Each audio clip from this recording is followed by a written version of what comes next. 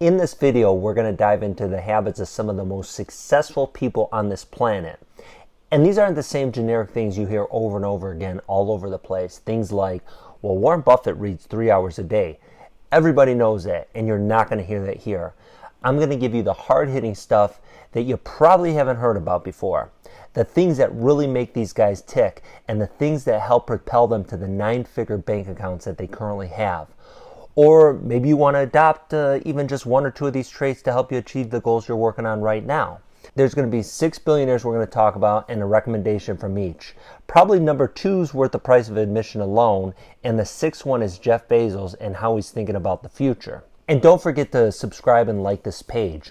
Also leave a comment on which of these habits you're going to pick up, or maybe the one you're doing already and how it's been an asset for you. Number 1's Mark Cuban. Everyone knows who Mark Cuban is and the multi-billion-dollar fortune he's built up.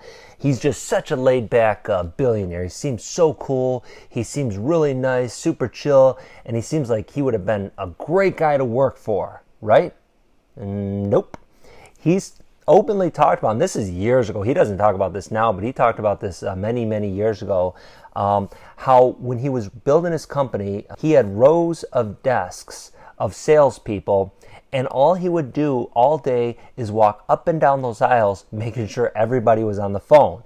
He'd give cash to the people who were making sales, and he would yell at the people who weren't on the phone. So if someone was taking maybe too long of a break, or if they weren't on the phone making as many calls, he is probably letting you hear about it. If you weren't performing up to his standards, he probably fired you.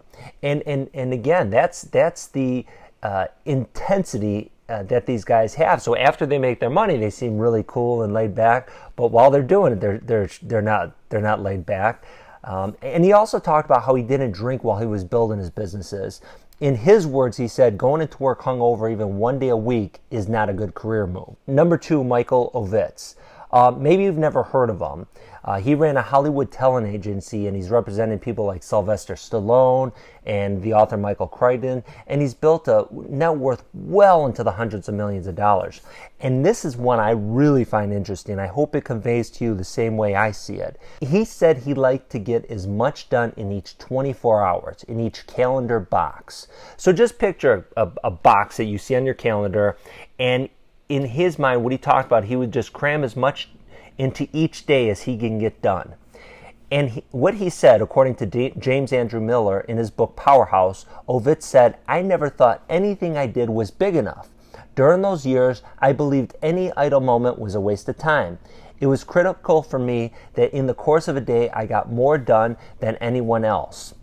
Again, that just shows the intensity he had, the drive he had to accomplish more and get more done each day. Number 3 is Jeffrey Katzenberg.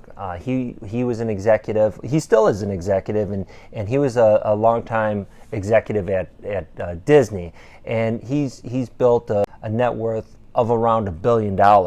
And according to Nicole Laporte in her book, The Men Who Would Be King, at Disney, Katzenberg worked feverishly and expected the same dedication from others. He demanded 7-day work weeks, driving his employees hard.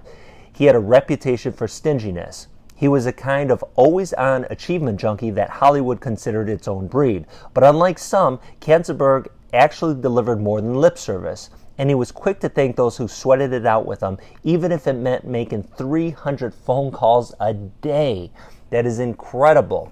And there's also a story, I think it's in the same book, by Nicole Laporte, that Katzenberg, when he was working at Disney, he needed the animators to come in on Saturday. So he sent a memo on Friday, and he said, well, if you're not going to come in on Saturday, don't bother coming in on Sunday. And again, that just shows the intensity this guy had, Jeffrey Katzenberg, and shows the kind of work ethic he has and what he expected from everyone else around him. So if you weren't on board, you were probably fired or let go. That's the kind of environment these guys create. And that's why they build the fortunes they build. Now, number 4 is Elon Musk, and everyone knows a lot about Elon Musk. He's talked about working 90 or 100 hours a week, and there's something I'm going to get to about him that you never hear about. But one of the things that you do hear about, but I will go over it real quick because I think this is really important, how he's talked about working 90 or 100 hours a week. And Elon Musk he's said that if your competitors are working 40 hours a week and you're working 80 hours a week, then you're going to accomplish in 2 weeks what it takes them to accomplish in a month.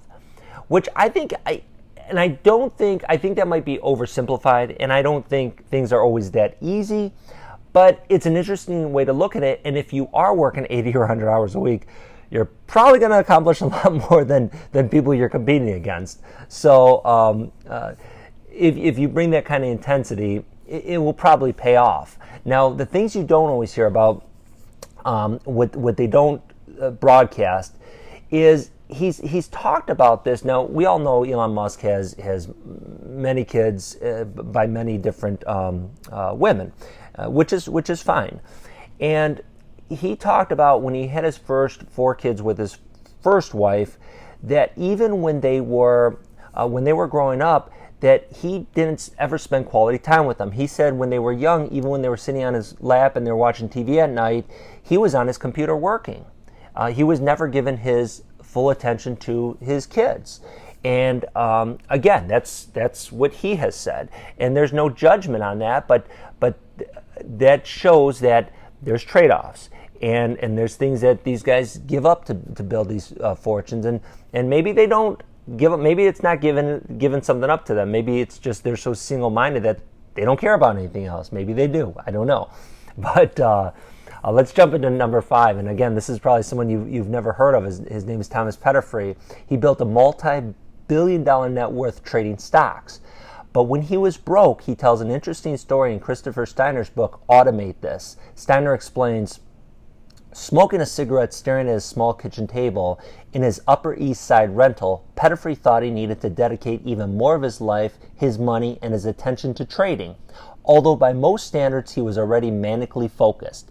The only way to dig out of this hole, he decided, was to become a machine bent on one thing: trading, saving, and winning. Nothing else mattered. Petterfree got up from his table, threw his pack of cigarettes in the kitchen garbage. He would never smoke again. The cash he spent on cigarettes would be better utilized on the trading floor, he reasoned. I instantly calculated how much money I can save in 20 years by no longer smoking, he explains. I needed everything, he said. And that's what he did. He went on to build a billion-dollar fortune with that single-mindedness, that focus, that win-at-all-cost attitude. And number 6, Jeff Bezos.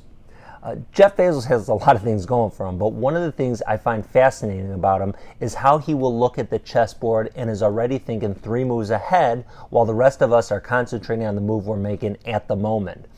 Some time ago, I remember him saying that while everyone is focused on Amazon's current earnings calls, the report he gave while running the company, he was already working on things that would happen a few years ahead. And it really takes a special kind of person with a special kind of mind to be able to think in that way. Now, can we build a billion-dollar fortune in our lifetimes? Maybe. But if we apply even one of these habits, we'll probably be able to achieve more of our goals, and probably more of our goals faster.